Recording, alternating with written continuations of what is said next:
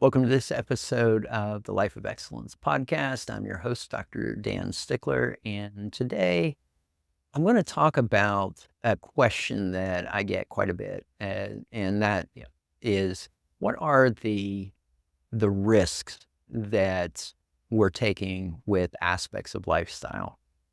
And this is something a lot of people will come to our clinic, and we will talk about all of these beneficial aspects of lifestyle on longevity and aging.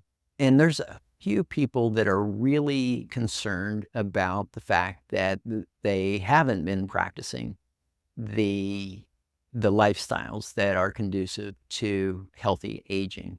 And lifestyle is 75% of what predicts our pace of aging and our health span. So one of the biggest things that we find is the smoking. Smoking is definitely one of the aspects of aging that is pro-accelerating. It is what they call a progerionic practice, which means that it accelerates your pace of aging over time.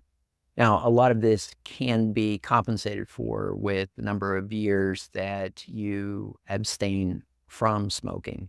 So it's not like, oh, I smoked for 5 years in my 20s and now have I really screwed myself? No, it's not like that. But smoking is definitely one of the strongest ones. Now, people ask me, does that include vaping and smoking marijuana? This is not a known, but suspected to be pro-geronic as well. So we do try to recommend to minimize or eliminate any of those aspects of your lifestyle. Another aspect is sleep, and people stress quite a bit over whether their sleep is good sleep or not. This is probably the most common complaint that I get from clients, is that they just don't sleep well. They stress over their sleep quality, the amount of sleep that they get. If they've got wearables, they'll stress over, like, I don't get enough deep sleep, or I don't get enough REM sleep, because they'll read about all of these studies that say, well, you've got to have this much REM, this much deep. And one of the things I find with people is that there is a lot of sleep state misperception. People will think that they were up pretty much most of the night, each night, and you look at their metrics on their watches or rings, and what we see is a much more normal sleep pattern than what they are perceiving that they're having. And these aren't the most accurate measures of sleep, but they give us a pretty solid idea of it. And I've had people that have said, I sleep for 1 or 2 hours every night, and the rest of the time I'm awake and thinking about things. I can tell you, if that were the case, they would not be able to function. That is not a real situation. I mean, there's people that have tried to stay up for days at a time, and eventually they just collapse and fall to sleep. And they still have a perception that they really didn't sleep much, despite the fact that they will sleep for many hours after something like that. So sleep is one of the things that I highly recommend a wearable monitor. There's a really accurate headband that can be used that will determine sleep states. Probably the most accurate home-based wearable that can measure sleep. But the rings, the watches, these wearable devices are fairly close. I mean, when it comes to differentiating deep sleep from REM sleep, they're a little vague. So for me, I'm looking at, are people getting roughly 3 hours of a combination of REM and deep? And that tells me that most things are going to be in a pretty good state by doing that. And some people are just, they're prone to get shorter sleep. Some of this is genetics, but you look at the data on sleep, and the sweet spot of sleep is like 7 hours. So if you look at the studies on resting heart rate compared to how many hours of sleep, it's a U-shaped curve. So the bottom of the U-shaped curve is generally right around 7 hours, 7 hours and 15 minutes. When you sleep longer than that, your resting heart rate tends to be a little bit higher. When you sleep shorter than that, your resting heart rate tends to go higher. So what is the answer there? And they've actually looked at cognitive performance in people based on the number of hours they sleep. And guess what? That 7-hour mark, again, is the sweet spot for the majority of the population. So generally, if you're getting between 6.5 to 8 hours of sleep, you're probably getting in that sweet spot if you're feeling rested, if you're feeling like you're not exhausted getting out of bed. Now, I prefer not to use alarms. I try to figure out what time most people wake up spontaneously. And you will find generally that you're pretty consistent with the time that you wake up spontaneously. And so what I say is, let's take that wake up point and subtract 8 hours from it. And that's the time you should go to bed. Like for myself, I wake up around 4 a.m. So I want to go to bed around 8 p.m. I generally get to bed between 8 and 9 o'clock each night, and I wake up between 4 and 5. So I generally get my sleep time, I get about 7 to 7.5 hours each night. And I wake up feeling fully rested. I did not used to be like that, and I would have to set alarms, and the alarms wake you up at different stages of sleep. When you wake up spontaneously, you're generally waking up at a time that you're not in mid-cycle, and this translates into feeling more alert when you wake up, more rested. So try to figure out when your natural wake-up time is, and try to be consistent with the time you go to bed. This is probably the most important sleep hygiene that I have seen in our clients, is go to bed at a consistent time in a 1-hour window. So if you're looking to go to sleep around 9 o'clock, then set your window between 8:30 and 9:30 every night. Be going to bed there. Now, there's going to be exceptions where you're required to stay up late for something, and those are acceptable, but make them the exception and not the rule. Keep the rule of go to bed within this hour window each night, and that will make a huge difference for you in your sleep quality. The next area is nutrition.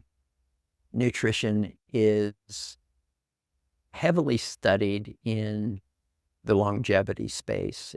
So what about nutrition really translates into a improved health span for people? This has been debated, but I think it's pretty much settled into the area of a more vegetable-based diet is definitely conducive to better health span. Now, is that because it's a vegetable-based diet, or is it because that most people who eat a vegetable-based diet or a vegetable-heavy diet are calorie restricting? I mean, think about the number of calories you get from vegetables. It's not much. I mean, yeah, if you cook it in oils and those kind of things, it's probably not the healthiest way to do it. And so what we focus on is, grilled, steamed, um, air fried. Those are the ways the vegetables are going to be the most healthy. And then it's okay to put some olive oil on it afterwards, spraying it with olive oil to give it that extra flavor. And olive oil is the elixir of life. It contains so many positive phytochemicals, and it is the basis of the Italian paradox or the Sicilian paradox, the Mediterranean paradox, where they consume much more fat than we do in a Western-based diet, and they have significantly less heart disease. And it's because of the choice of the fats that they take. They're eating a lot of fish, and they're taking in a lot of olive oil. And that brings me to the protein selections. I have found from the studies that a more fish-based protein is going to be the one that is going to be conducive to a healthier lifestyle. That's not to say you cannot have the red meats, but keep the red meats to generally 1 to 2 servings a week. That is sufficient to give you what's required, because we're omnivores. Genetically speaking, from an organismal level, we're omnivores, which means we require certain meats. Now, that doesn't mean that if you're vegetarian or you have issues with animal products that you are destined to be unhealthy. We work with people with every dietary preference in our practice. If they come in and they say, I'm a vegan and I really want to be vegan, we will work with them on a vegan diet, but we will also supplement them in a way that can make that diet more complete for the human organism. Same with the carnivore diet.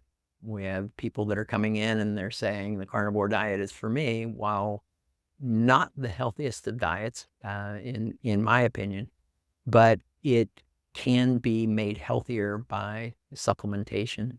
Taking even just a greens powder every morning would make that so much more healthy. So we try to focus on modifying the diets in a way that we can supplement them to make them more complete.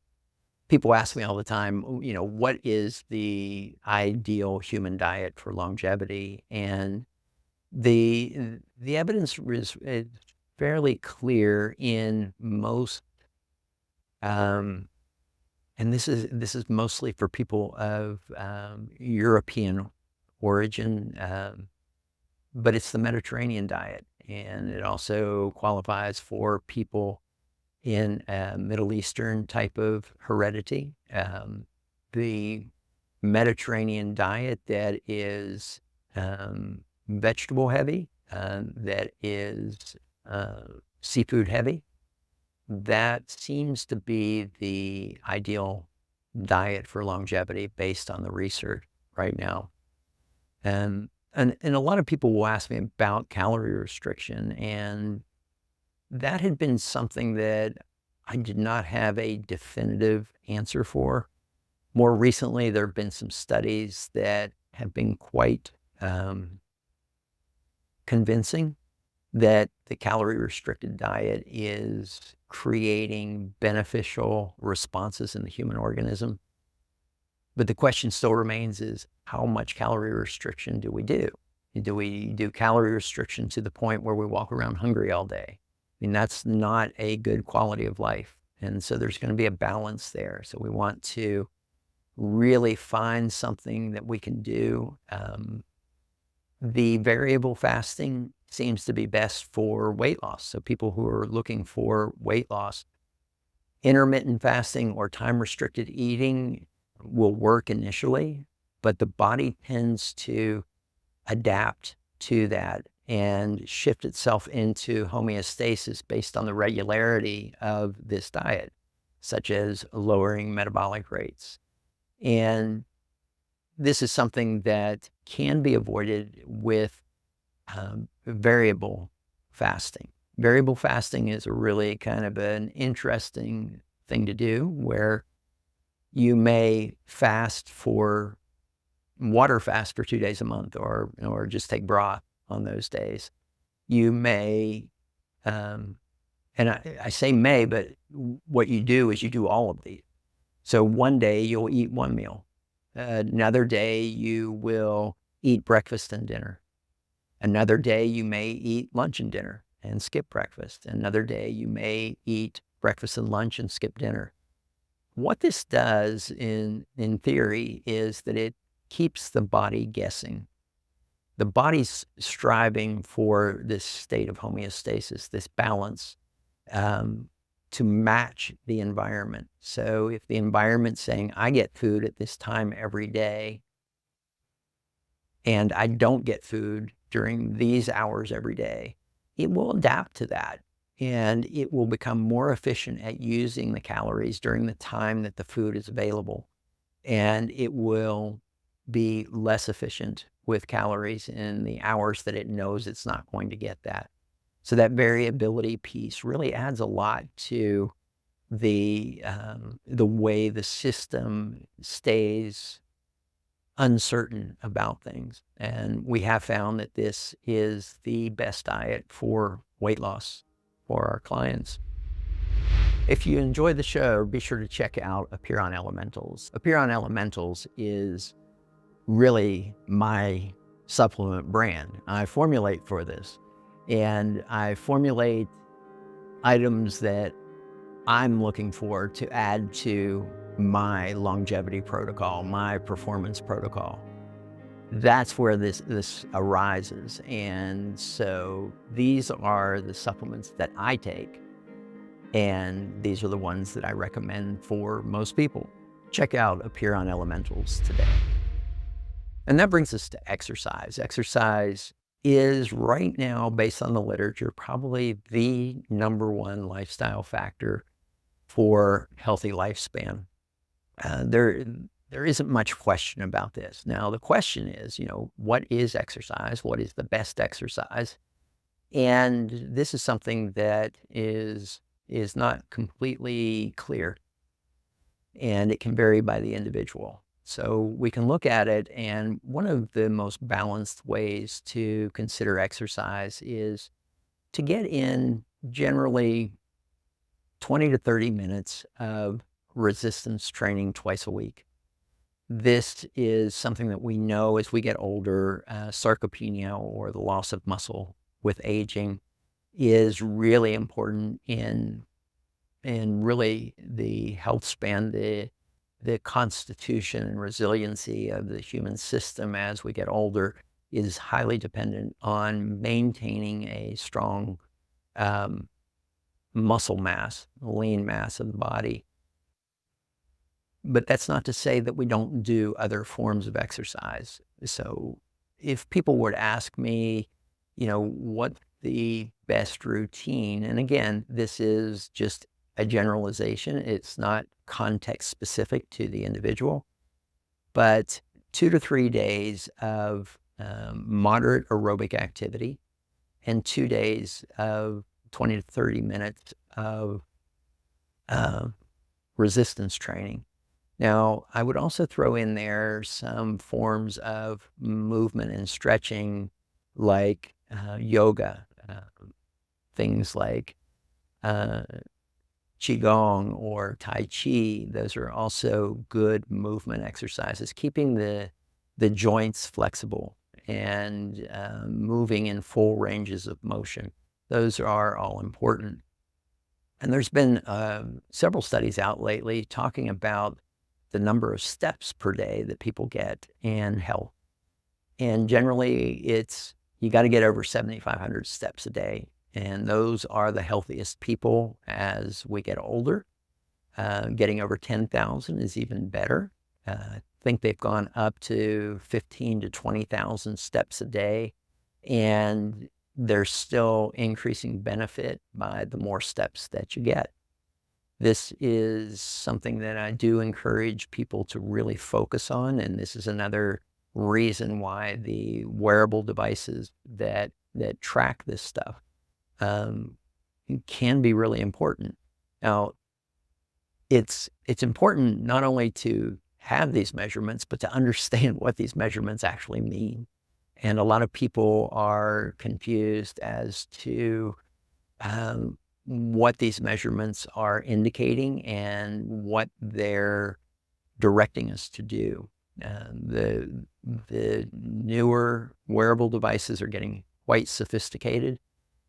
We actually have coaches that work with our clients that help them to understand their metrics. So once a month, they'll meet with the clients and go over the month worth of data on there, and they will ask them questions and give them directions of what this is indicating and things that they can do to improve upon the numbers that they're getting. But this movement and exercise are critical to healthy lifespan. So stress is the next area that we want to talk about. And stress is a really poorly defined term. Stress is about how the body is reacting. Now, there are stressors of like trauma to the body. You know, you burn the body, that's a stressor. That will create stress in the body. But the majority of stress is self-created. You can say, well, I live in a stressful home. I have a stressful job that I operate in. The thing to understand, though, is it's not those circumstances that create the stress.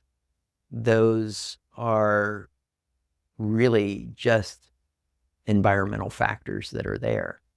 The stress comes from how we are responding to those. And this is an area we work with a lot of clients in having them understand that stressors are always going to be around. And in fact, not having stressors is not good for longevity. The body needs stressors to adapt. I mean, exercise is a stress. It's what we call a eustress, which means it's a beneficial stress because it forces the body to adapt and become stronger or to become more resilient to things. This mental stress, though, this stress that we put on ourselves, this is the stress that is damaging. And this is the stress that we really work with to get more under our own control. So a stressful job is generally only stressful because of the way we're perceiving this, the way that we're creating a stress response in our brain. You know, it's not that the adrenals are the cause of stress. The adrenals are just the messengers, and they're trying to mitigate stress signals that are coming from the brain. And so if we can modify the way that the brain responds to stress in the environment, then we can really take control of this. I tell people, you know, you're always going to be exposed to stress. One stressful situation, you can get rid of it, you can walk away from it, but you're going to enter into another at some point. And so it's a matter of how do we respond to this stress? And we work with things like a psychophysiologic profile where we hook people up to a lie detector and we measure all these stress responses in the system, like skin conductance, skin temperature, heart rate variability, heart rate, respiratory rate. Are you breathing in the chest or the belly? We look at muscle tension during these stressors. So we'll take you through like 5 stressors and we'll see what happens during the stressors. Now, during the stressors, it's usually beneficial that you elevate your respiratory rate, you elevate your heart rate, like you're in a board meeting and, you know, there is critical things being discussed. You want to have the system functioning at top level there. But when you walk out of that meeting, what happens? And so what we do is we put people in stressful situations, then we remove the stressor. What happens to the system during the stressor and after the stressor? The most resilient people, the most stable people will be able to elevate their response during the stressful event, but then immediately after leaving that event, they're able to go back to baseline. And this is what's important. This is where people don't understand that they have the ability to really control their response to stressors. And this is the magic of longevity. This is the magic of health span, is to be able to have that control. Now, how do we get that? Things like meditation, things like breath work, things like Qigong. These are all things that can help. Even just a mindful walk in the park is something that can really help us to gain control over that stress response. The last one I'm going to talk about today is environment. And this is one that people don't really take into consideration most of the time. You know, what is the environment that you live in? Is the environment a healthy environment? Is it conducive to long-term human health? I mean, right now you can actually go online and look up the air quality index for your zip code and decide, you know, is it a good day to be outdoors and participating in activities? You can look at the heat index. You can look at the pollution. All of these things are available now for us to look at. Some of the wearables are actually tracking our location and giving us cumulative changes in our air quality and heat indexes. This is important for people who travel a lot, because you can live in a really healthy environment most of the time, but when you travel to different cities and during different times, you can notice that there is an accumulation of impactful environmental exposures. One of the simplest things is minimizing plastics. There's a lot of stuff coming out right now about microplastics and nanoplastics, and it's ubiquitous throughout the globe. Every bit of rainwater measured, even in Antarctica, contains forever chemicals. These are chemicals that get into our system and remain, and they can do some nasty stuff to us. They can create endocrine disruption, which in the long term disrupts our endocrine system. I mean, we're already seeing that fertility rates worldwide are dropping. They're 50% of what they were, I think, in 1980. With sperm counts being half of what they were at that time. Now, that doesn't translate yet into infertility, but we're starting to bump into that level of drop in the sperm counts. We know that every testicle in the world has microplastics in it. It doesn't matter where you live. So this is becoming ubiquitous. It is ubiquitous. One of the things that we try to do is minimize plastics in our environment and for our clients. So absolutely eliminate plastic water bottles. That is first and foremost. One of the most common areas for high microplastic and nanoplastic exposure is bags for chips and rice, and these plastic bags that we get. And you can say, well, it's an aluminum foil bag. No, it's not. It's lined with plastic. A lot of cans are lined with plastic, so you can be drinking out of a can of water and thinking you're safe, but it's actually, most of these are lined with plastic. So really pay attention to your exposure. I mean, your indoor environment is filled with plastics. The the flame retardant on our furniture is constantly aerosolizing. Vinyl floors, constantly aerosolizing. All of this stuff, even like Gore-Tex and other waterproof agents, are off-gassing these chemicals that are damaging to the human system. And on top of that, we can look at things like the ambient light we're exposed to. I mean, are you exposed to fluorescent lights all day in your work environment? Are your lights programmed to dim with the dimming of the outdoor light? These are all important factors that we can measure. I mean, they have devices that you can have in your home that will measure all of this stuff and give you an idea of what would be healthier.